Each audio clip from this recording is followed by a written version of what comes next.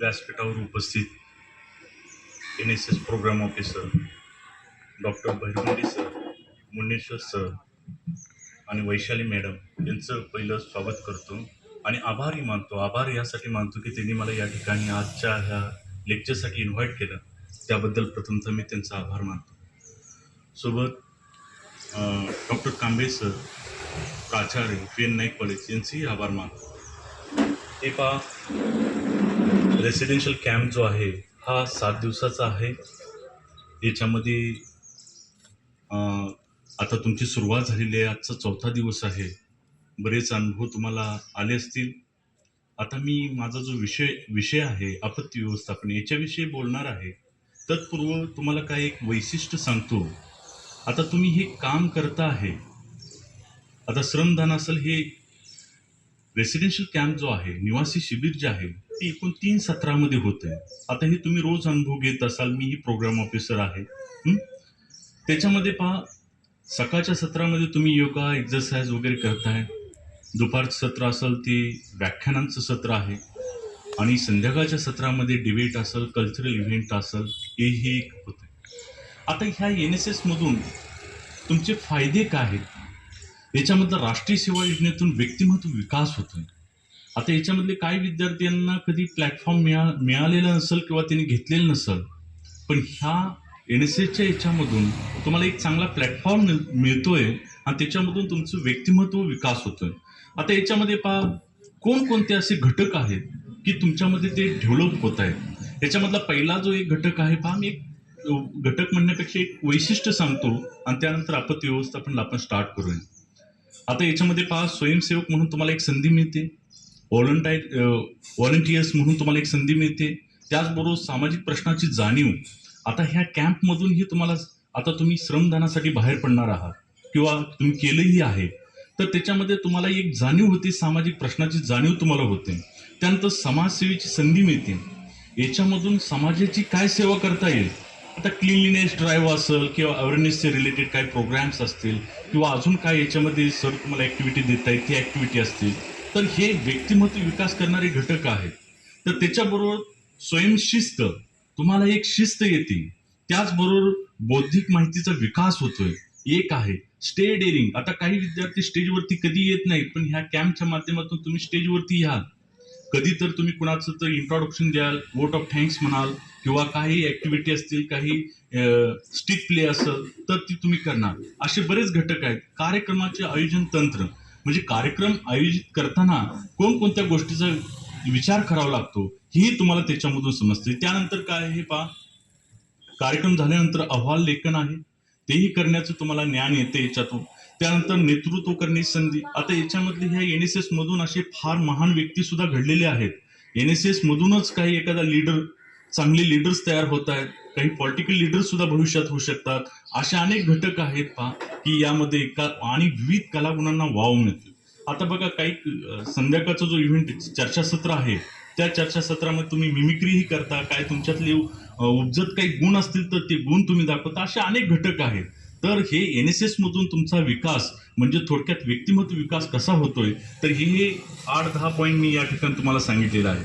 आता यानंतर आपण बघा की आपण या ठिकाणी वळणार आहोत, जो माझा विषय आहे आपत्ती व्यवस्थापन याविषयी. तर आपत्ती व्यवस्थापन म्हणजे काय, तर तुम्हाला थोडक्यात सांगतो, ही आपत्ती जी आहे ती काही सांगून येत नाही, पण आपण त्याचे काय करू शकतो की प्रिकॉशन घेऊ शकतो की काय करता येईल किंवा काय. आपत्ती ज्यावेळेस येते त्यावेळेस मोठ्या किंवा प्रचंड प्रमाणामध्ये नाश करते. मग ती जीवित असेल किंवा आर्थिक असेल किंवा अनेक घटकांचा त्या ठिकाणी काय होतो, विनाश होतो. अशा पद्धतीची आपत्ती व्यवस्थापन म्हणजे आपत्ती आल्यानंतर पर्यावरणाचा सुद्धा ऱ्हास होतो. अशा अनेक घटक आहेत. आता त्याच्यामध्ये disaster management can be divide into 2 types. One is natural and second one is man made disaster. हे 2 प्रकारामध्ये त्याचं विभाजन केलेलं आहे किंवा 2 भागामध्ये त्याची डिव्हायडेशन होतं. आता त्याच्यामधला आज आपण या ठिकाणी बघतोय तो नॅचरल डिझास्टर जो आहे, नैसर्गिक आपत्ती काय आहे. आता मी तुम्हाला थोडक्यात सांगतो पहा, नैसर्गिक आपत्तीविषयी पहा. याच्यामध्ये काही पॉइंट्स मी घेतलेले, त्याच्यामधला बघा पूर आहे. पूर एक नैसर्गिक आपत्ती आहे. भूकंप आहे किंवा सायक्लॉन जे आहेत किंवा वादळ जी सांगितलं ती आहे. सुनामी आहे किंवा ड्रॉट कंडिशन म्हणजे दुष्काळजन्य परिस्थिती येते, ती सुद्धा एक नैसर्गिक आपत्तीमध्ये येते. आणि मॅन मेड डिझास्टर जे आहे तेही मी तुम्हाला सांगणार आहे. पहिलं आपण काय करूया, या ठिकाणी पूर जी नैसर्गिक आपत्ती आहे त्याच्याबद्दल आपण थोडक्यात डिस्कस करू. आता पूर जो आहे याने फ्लड येतो म्हणजे काय होतं ऍक्च्युली, ही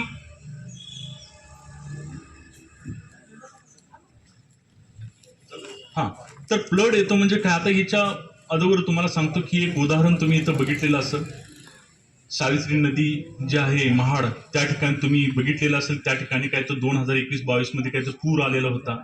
किंवा 2019 साली कृष्णा नदीच्या काठचा जो परिसर आहे, म्हणजे तो सातारपासून कृष्णा कोयनेचा उगम कुठून सातारमधून होते, एक उदाहरण देतोय की त्या ठिकाणी काय झालं की नदीच्या साईडचा जो परिसर आहे, नदीच्या बाजूचा जो परिसर आहे, म्हणजे त्या पात्रामध्ये नदीच्या पाणी बसत नाही, ते काय होतं, स्प्रेड होतं आणि त्यामुळे मोठ्या प्रमाणावरती हानी होती. पहा, आता याच्यामध्ये ऍग्रिकल्चर लँड आहे, बरेच हजारो एकर म्हटला तरी चालेल, एवढं क्रॉप काय झालं, त्याचा लॉस झाला.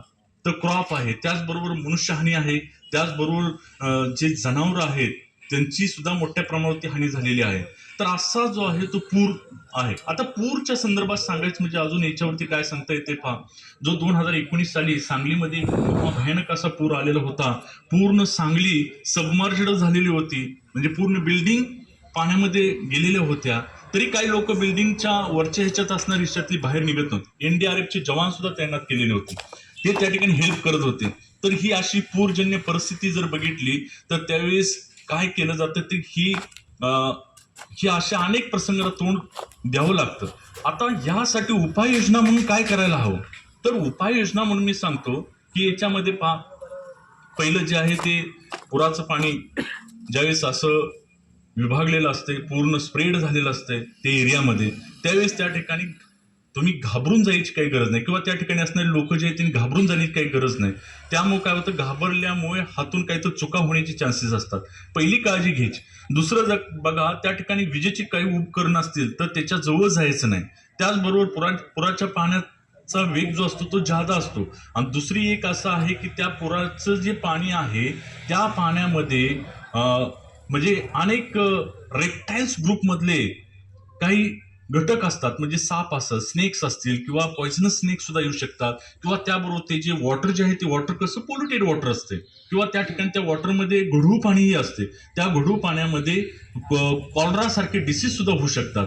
म्हणून त्या ठिकाणी ही एक काळजी घ्यायची की त्या पुराच्या पाण्यामध्ये जायचं नाही. आणि त्याच्यानंतरचा एक महत्वाचा म्हणजे घटक कोणता आहे की काही लोक सेल्फी काढण्यासाठी कुठंतर किनाऱ्यावरती उभा राहतात, कुठंतर पाण्यामध्ये जातात, त्यांना एक आनंद वाटतो सेल्फी काढताना. तर तसं काही करायचं नाही. त्याचबरोबर बघा, काही लोकांना असते की पैस लावायची, गाडी मी इथून इकडच्या साईडला किंवा या दिशेहून त्या दिशेला घेऊन जातो पुराच्या पाण्यामधून, हे अशा पैसा लावणं किंवा सेल्फी काढणं, हे सारे घटक जे आहे ते जीवितहानीसाठी रिस्पॉन्सिबल असणारे घटक आहेत. तर त्यासाठी एक काळजी घे. असा एक मी सांगितलं की पूरजन्य परिस्थिती येण्याची अनेक कारणं आहेत पहा.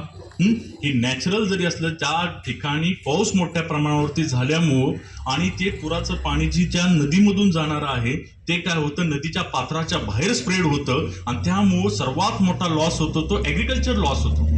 ऍग्रिकल्चर जो आहे ते हजारो हेक्टरचं पीक जे आहे ते पीक पूर्णपणे डिस्ट्रॉय होतं. तर हा एक घटक आहे. तर त्याच्यासाठी काय प्रिकॉशन घ्यायच्या, पूर्व सूचना काय आहेत तेही मी तुम्हाला सांगितलेले आहे.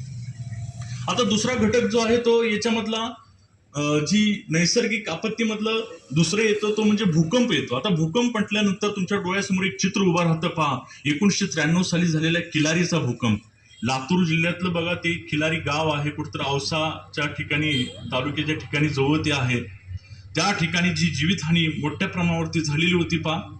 याची व्याख्याही मी तुम्हाला थोडक्यात त्याची व्याप्ती सांगणार आहे भूकंपाविषयी. पण एक भूकंप म्हटल्यानंतर तुमच्या डोळ्यासमोर चित्र उभं राहिलं असेल, पूर्ण गाव डिस्ट्रॉय झालं, पूर्ण गाव त्या मातीच्या ढिगाऱ्याखाली गेलं, अशी अवस्था होती. तर त्या ठिकाणी जवळजवळ म्हणजे 1993 ला हा भूकंप झाला. 30 सप्टेंबरचा काय तर तो दिवस होता पहा. 2:03:59 काही तर त्या ठिकाणी तो भूकंप झालेला होता आणि त्यामध्ये जवळजवळ 7,928 लोक मृत्युमुखी पडले. त्यामध्ये जवळजवळ 15,854 जनावरं त्या ठिकाणी त्यांचाही मृत्यू झाला आणि जवळजवळ 16,000 लोक जखमी झालती. एवढा एक उदाहरण मी तुम्हाला सांगितले आहे भूकंपाचं, की तो किलारीचा भूकंप जो आहे तो मोठ्या प्रमाणावरती विध्वंस करून गेला. तर ते एक तुमच्या डोळ्यासमोर. त्याच्यानंतर ही गुजरातमध्ये भूकंप झाला, त्या जवळजवळ 2001 साली झालेला होता. 20,000च्या ठिकाणी 20,000 संख्येने लोकांचा मृत्यू झाला. जपानमध्ये होत आहे, अनेक ठिकाणी भूकंप होतात. आता भूकंप होतो म्हणजे नक्की काय होतं तर हे तुम्ही समजून घ्या. भूकंप म्हणजे काय पहा, की अर्थ जे आहे, अर्थचा जो लेअर जे आहे, means earth can be divided to 4 layers. हे 4 लेअर मध्ये आहे. एक आहे क्रस्ट आहे, सेकंड मेंटल आहे, थर्ड आउटर कोर आणि लास्ट जो आहे तो इनर कोर. ह्या 4 विभागामध्ये काय होते, याचं डिव्हायडेशन होतं. मीन्स बघा, परत एकदा सांगतो, earth can be divided to 4 layer. हे 4 लेअर मध्ये डिव्हायडेशन झाले. याच्यातला पृष्ठभागाचा जो आहे तो क्रस्ट जो आपण पकडतो जवळजवळ 50 किलोमीटरचा तो असतो आणि त्याच्यामध्ये एक महत्वाचं टेक्टॉनिक प्लेट्स पासून ही बनलेलं असतं. आणि ही टेक्टॉनिक प्लेट्स परस्पराशी घर्षण झालं किंवा परस्परापासून अशा दूर गेले की त्याचे हादरे काय होतात, जमिनीच्या किंवा पृथ्वीच्या वरती जे असणाऱ्या पृष्ठभागावरती काय होतात, त्याचे हादरे येतात आणि त्यामुळे ही जमीन त्याच्यावर असणाऱ्या बिल्डिंग कोलॅप्स होतात किंवा त्या ठिकाणी असेल तर अनेक विध्वंस होतो. तर त्याचं मेन कारण म्हणजे हा भूकंप होतो कसा, हा पहिला तुम्ही समजून घ्या. आणि ह्याची व्याप्ती सुद्धा फार मोठी आहे. तर ह्याच्यापासून भूकंपाची अनेक उदाहरणं देता येतील पहा, पण मी आता 1-2 किलारीचं तुम्हाला सर्वांना परिचयच असणार किंवा त्यावेळेसची भयानक असं ते खिलारीचा भूकंप होता तो एक सांगितला. आणि त्याच्या उपाययोजनामधून आता भूकंप येणार आहे याची पूर्वसूचना थोडंसं हादरतं पहा. रिश्टर स्केलमध्ये तो काउंट केला जातो. ज्यावेळेस ते हादर त्यावेळेस तुमच्या लक्षात आलं पाहिजे की कुठंतरी एक असा मोठा टेबल असेल, त्या टेबल खाली तुम्ही गेलं पाहिजे आणि त्यांनी कव्हर केला पाहिजे. टेबल असेल किंवा फर्निचरचे काही घटक असतील तर ही प्रिकॉशन घेण्याचं आहे. किंवा त्या घरात दुसरं बाहेर असाल तर झाडे असतील किंवा विजेचे खांब असतील किंवा अशी ज्यावेळेस परिस्थिती येते त्यावेळेस त्या विजेच्या खांबापासून किंवा त्या झाडापासून तुम्ही काय केलं पाहिजे, दूर गेलं पाहिजे. ही एक आहे. त्यानंतर आपत्कालीन किट तयार ठेवायला लागते. ही असे अनेक घटक आहेत पहा, ते या ठिकाणी महत्वाचे आहेत. तर ते एक लक्षात घ्या. त्यानंतर अजून 1-2 मी सांगणार आहे. त्याच्यामधला फर्स्ट पहा, सुनामी. सुनामी म्हणजे under sea area earthquake, high wave reach to the coastal area. म्हणजे ही अर्थक्वेक समुद्रामध्ये झाल्यामुळं काय होतं की ज्या काही वेव्हज आहेत त्या वेव्ह काय होतात की हायर लेवलने येतात आणि जी काही किनारपट्टीचा भाग आहे तो किनारपट्टीवरचा भाग काय होतो, विध्वंस केला जातो. हे एक अशा पद्धतीचं आहे. तर ते एक तुम्ही सुनामीमध्ये 2004 साली आलेला सुनामी तुमच्या लक्षात असेल पहा. जवळजवळ 4 लाख लोक त्याच्यामध्ये मृत्युमुखी पडले. आणि ही जी सुनामी आहे ही सुनामी जवळजवळ मला वाटते त्या ठिकाणी इंडोनेशिया, थायलंड आणि इंडिया ह्या भागांना त्याचा तडाखा बसलेला आहे. तर अशा पद्धतीची ही सुनामी आहे. त्यानंतर सायक्लॉन वादळ जे आहे ते राजस्थानमध्ये एक उदाहरण आहे किंवा वेस्ट बंगाल, ओडिसामध्ये एक वादळ आलेले होते. अनेक वादळ येतात, ती एक याच्यामध्ये एक्झाम्पल तुम्हाला देता येते असं. किंवा त्याच्यानंतर एक महत्वाचा नैसर्गिक आपत्तीमधला एक दुष्काळ म्हणून येतो, त्याला ड्रॉट कंडिशन म्हणतात. आता हा दुष्काळ जो आहे, दुष्काळ आवर्षणग्रस्त एरिया कोणता येतो तर आता एक माझ्या परिचयाचे असणारे 4-5 तालुके आहेत ज्याच्यामध्ये पश्चिम महाराष्ट्रामधले येणारे हे तालुके म्हणजे कोणता आहे, दहिवडी, मान आहे, खटाव आहे, सांगोला आहे, पंढरपूरचा काय भाग येतो, खानापूरचा काय भाग आहे. हा दुष्काळी पट्टा आहे. एक उदाहरणार्थ सांगितलं की त्या ठिकाणी पाण्याचं व्यवस्थापन नसतं. तो ड्रॉट कंडिशन मध्ये येणारा एरिया आहे. सतत त्या ठिकाणी मेच्या मंथमध्ये मी काय सांगतोय पहा, तुमच्या लक्षात येते का, मेच्या महिन्यामध्ये त्या ठिकाणी दुष्काळ पडतो. म्हणजे काय की पिण्याच्या पाण्यासाठी टँकरनी पाणी पुरवठा केला जातो. म्हणजे त्या ठिकाणची असेल ती ग्रामपंचायत किंवा गव्हर्नमेंट त्या ठिकाणी ते प्रोव्हाइड करतं. तर ते पिण्याचं पाणीही लोकांना मिळत नाही, जनावरांना खाण्यासाठी अन्न नाही, अशी परिस्थिती त्या ठिकाणी उद्भवते. तर ही आजही त्या ठिकाणी वॉटर स्टोरेजची कॅपॅसिटी नसल्यामुळे किंवा आता हळूहळू त्या ठिकाणी डेव्हलप होत चाललेलं आहे की त्या ठिकाणी छोटे छोटे तलाव होत आहेत, पाणीची साठवण क्षमता वाढवली जात आहे आणि ही दुष्काळावरती मात करण्यासाठी त्या ठिकाणी प्रयत्न केले जात आहे. असे गव्हर्नमेंटच्या अनेक योजना त्या ठिकाणी इम्प्लिमेंट होत आहेत. त्याच्या माध्यमातून हे काय आता तो एवढा दुष्काळाची तीव्रता जाणवत नाही, पण अजून सुद्धा काही तालुके, काही जिल्हे असे आहेत की त्या ठिकाणी दुष्काळ पडतोय. आता हे झालं जी नॅचरल डिझास्टर मी सांगितलं, नैसर्गिक आपत्तीविषयी बोललो. आता थोडक्यात मी तुम्हाला मॅन मेड डिझास्टर जे आहे आर्टिफिशियल ह्याच्यामध्ये तुम्हाला मी थोडक्यात सांगतो आणि थांबतो. याच्यामधलं पहा फर्स्ट इंडस्ट्रियल ऍक्सिडेंट. आता इंडस्ट्रियल भोपाळची दुर्घटना तुम्हाला माहित असेल. त्याच्यामध्ये इंडस्ट्री असेल किंवा त्या ठिकाणी तो लीक झालेला गॅस किंवा त्या ठिकाणी विध्वंस मोठ्या प्रमाणावरती झाला. न्यूक्लिअर ऍक्सिडेंट आहेत, त्याच्याबरोबर पहा ट्रान्सपोर्ट ऍक्सिडेंट आहेत, त्यानंतर फायर ऍक्सिडेंट आहेत, त्यानंतर टेरर अटॅक आहेत की 2026-11चा अटॅक असेल, कित्येक लोकांचे प्राण गेले त्याच्यामध्ये. हे सुद्धा काय आहे एक मॅन मेड डिझास्टर आहे. याच्यामधून मोठ्या प्रमाणात किंवा वॉर्स युद्ध जर तुम्हाला माहित असतील, आता नजीकच्या काळातले युद्ध तुम्ही बघितले असतील, याच्यामध्ये युक्रेन रशियाचं युद्ध असेल किंवा पॅलेस्टाईन इस्रायलचं युद्ध असेल, त्याच्यामध्ये कित्येक लोकांचे प्राण गेलेले आहेत आणि ते सुद्धा मॅन मेड डिझास्टर आहे. पहा त्याच्यामध्ये लाखो लोकांची मृत्यू झालेला आहे या युद्धामध्ये. म्हणजे यामध्ये मोठ्या प्रमाणावरती किंवा आता याच्यानंतर पुढे एक तुम्हाला सांगते एन्व्हायरमेंटल पोल्युशनचा एक घटक येतो. हा सुद्धा मॅन मेड डिझास्टर मध्ये येतो. आता एन्व्हायरमेंटल पोल्युशन म्हणजे वेगवेगळ्या प्रकारचे गॅसेस असतील, त्यात मिक्स इनसाइड द एअर असेल, वॉटर असेल, याच्यामध्ये वेगवेगळ्या घटकांमध्ये हे गॅसेस म्हणजे हाफ कंबशन ऑफ इंजन मधून रिलीज होणारे गॅसेस असतील जे हानिकारक आहेत. पाण्यामध्ये मिक्स झाल्यामुळे त्या पाण्याचा इफेक्ट ह्युमन बिईंग वरती होतो. किंवा ऍटमॉस्फिअर मध्ये आता हे झाडांचं मोठ्या प्रमाणात झाडं तोडली जातात, त्यामुळे काय होतं की जी झाडं कार्बन डायऑक्साईड ऍब्झॉर्ब करतात, ऑक्सिजन देतात, तो ऑक्सिजन मुबलक प्रमाणामध्ये आपल्याला मिळत नाही, अशी कंडिशन येते झाडं तोडल्यामुळे. तर हे पोल्युशन जे आहे त्या पोल्युशनचं एक कॉम्पोनंट याच्यामध्ये येतोय. पहा ऑइल स्पिल्स कर्क म्हणून येतं की हजारो लिटर लाखो लिटर ऑइल जे आहे, आता ऑइल आपल्याकडे बनत नाही, ते एक्सपोर्ट केलं जातं बाहेरून, इम्पोर्ट केलं जातं, बाहेरून येतं. आणि ती येत असताना काही ठिकाणी काय होतं की त्या ठिकाणी बॅरल्स बस्ट होतात आणि त्या समुद्राच्या पाण्यावरती हे तरंगणारं ऑइल सुद्धा तुम्ही बघितलेलं असतं. ह्या ऑइलमुळे ऍडव्हर्स इफेक्ट कुठं होतो तर ती जी काही बायोडायव्हर्सिटी आहे, वॉटरमध्ये असणारी बायोडायव्हर्सिटी आहे, म्हणजे त्या ठिकाणी असणारे फिशेस असतील, त्या ठिकाणी अनेक मायक्रोब्स असतील, ते microbes they are the essential, हे एसेन्शियल असणारे मायक्रोब्स असतील, ह्याच्यावरती त्याचा ऍडव्हर्स इफेक्ट होतो की त्या पाण्यामधली जी काही चेन आहे, वॉटर सायकल जी आहे ती पूर्ण डिस्टर्ब होते. असे इफेक्ट त्याच्यावरती होतात. तर ती एक आहे. तर त्याच्यानंतर पहा डिफॉरेस्टेशन सारखा भाग आहे. आता डिफॉरेस्टेशन म्हणजे काय होतं की कुठं तर एखाद्या जंगलाला आग लावली जाते. आता ही आग लावल्यामुळे काय होतं, हे सुद्धा मॅन मेड डिझास्टर आहे. ह्याच्यामध्ये आग लावल्यामुळे हजारो एकराचा एरिया असेल किंवा पाठीमागं सुद्धा आपण बघितले, या ठिकाणी तुम्हीही बघितलेलं असेल की जंगलाला आग लागली जाते आणि आग लागल्यामुळे काय होतं त्याच्यामधली जी बायोडायव्हर्सिटी आहे ती डिस्ट्रॉय होते. म्हणजे हे सुद्धा एक हानिकारक आहे. एका सजीवाचा प्राण घेण्याचं काम ह्याच्यातनं होतं, ती जाणून बुजून लागते या कोणी लोक लावतात किंवा त्या ठिकाणी असंही केलं जातं ऍग्रिकल्चर लँड तयार करण्यासाठी काही लोकांनी ती जाळलेली असतात, असंही होतं. तर ही एक आहे.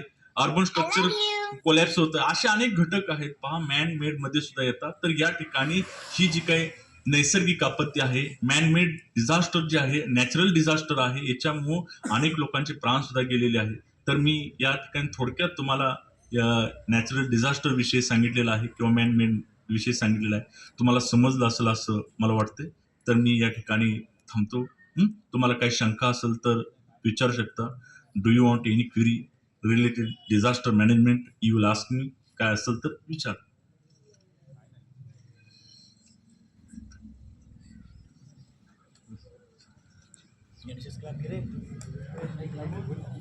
Genesis clap goes on.